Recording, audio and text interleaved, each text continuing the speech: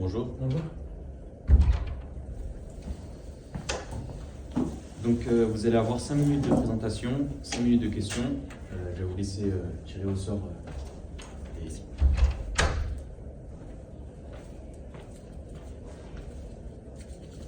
Donc c'est tombé sur le projet A, donc le projet en lien avec les études de santé.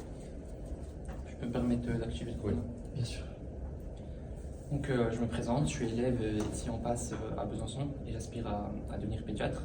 Donc avant de venir dans cette faculté, j'étais au lycée Victor Hugo à Besançon où j'ai fait des études scientifiques et obtenu mon baccalauréat mention très bien, donc un bac S. Donc avant de commencer ma présentation, je tiens à dire que l'ensemble de mes informations proviennent soit de Parcourseo, soit du témoignage du docteur Marie-Laure Dalphin.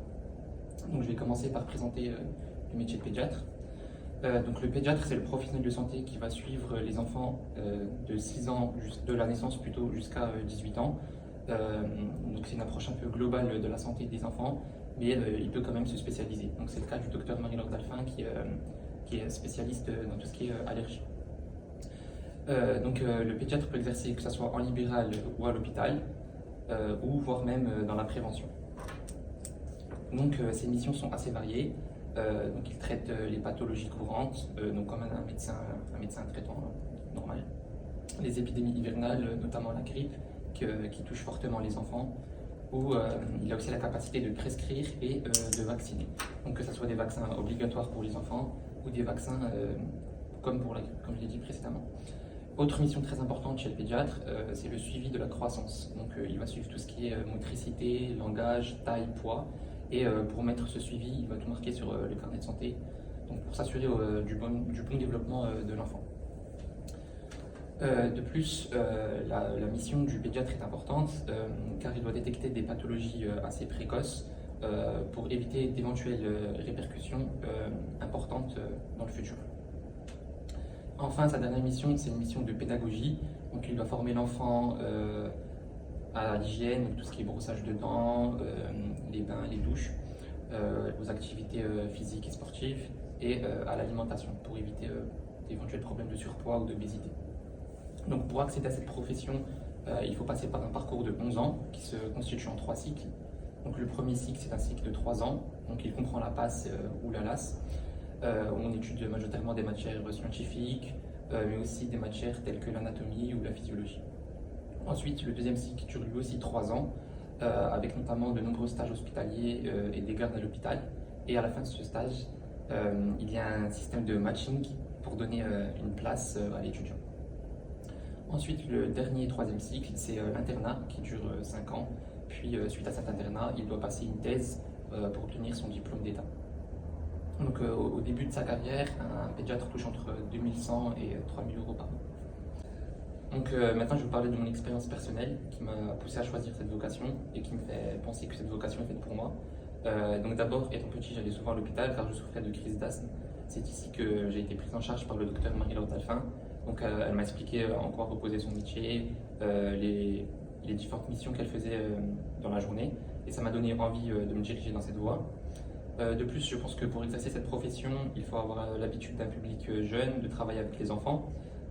Donc ma mère étant assistante maternelle, je suis entouré d'enfants au quotidien. De plus, j'ai les diplômes du BAFA, donc j'ai déjà travaillé en centre de loisirs ou en Franca, où j'ai dû encadrer un groupe d'enfants, leur transmettre des valeurs et des connaissances.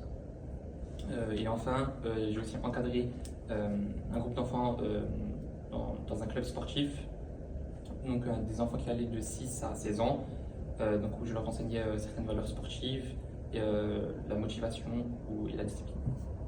Enfin, la dernière qualité nécessaire pour moi, c'est les qualités humaines. Donc il faut vouloir aider son prochain. Donc j'ai fait de nombreuses missions de bénévolat au secours populaire, par exemple. Je pense qu'une étape aussi importante pour pouvoir aller au bout de ces 11 ans d'études, c'est la motivation et l'organisation. Donc le sport m'a beaucoup aidé pour ça. Donc j'ai fait du sport pendant plus de 11 ans. Donc c'était à niveau national, voire international. Donc il fallait aussi savoir s'organiser entre les études et le sport pour pouvoir combiner les deux. Donc je pense pouvoir aller au bout de ces 11 ans d'études et accomplir mon rêve qui est de devenir pédiatre. Voilà, j'ai fini ma présentation. Merci. Alors nous allons passer à la phase de questionnement et je vais commencer par vous poser la question comptez-vous vous spécialiser dans la pédiatrie? Donc moi, pour mon cas, je ne compte pas me spécialiser. Enfin, pas pour l'instant, j'ai pas pris cette option. Mais je pense qu'avec le temps, pourquoi pas. Mais pour l'instant, c'est plus en pédiatrie générale. Tout à l'heure, vous avez parlé du libéral et de l'hôpital. J'aimerais bien savoir quelle est la différence entre les deux.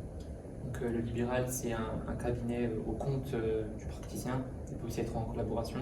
Alors que l'hôpital, il y a plus, il travaille dans un CHU avec des directives supérieures et il ne travaille pas à son compte. Donc moi, je pense que j'aurais une préférence quand même pour le libéral, étant donné que je trouve qu'il y a plus de liberté et moins de contraintes.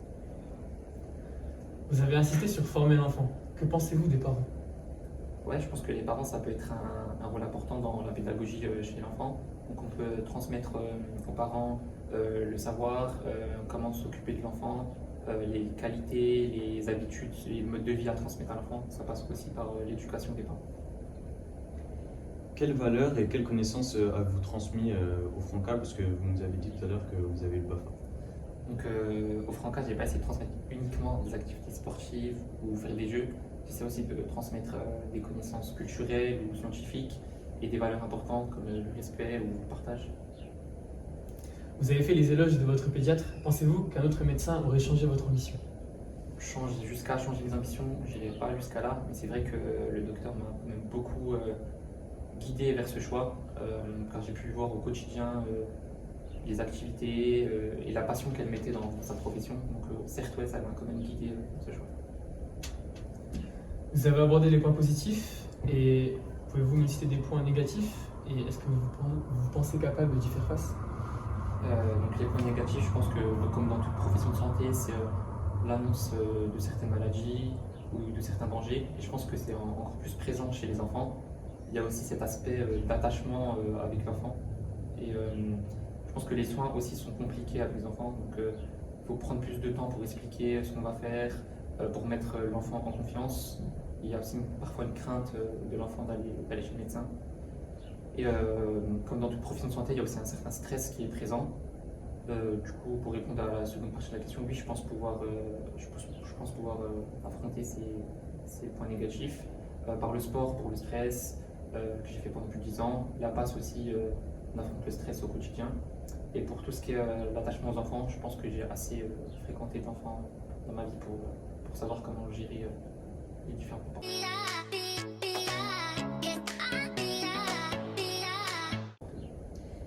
Très bien. Dernière petite question. Que cachez-vous derrière ce sourire?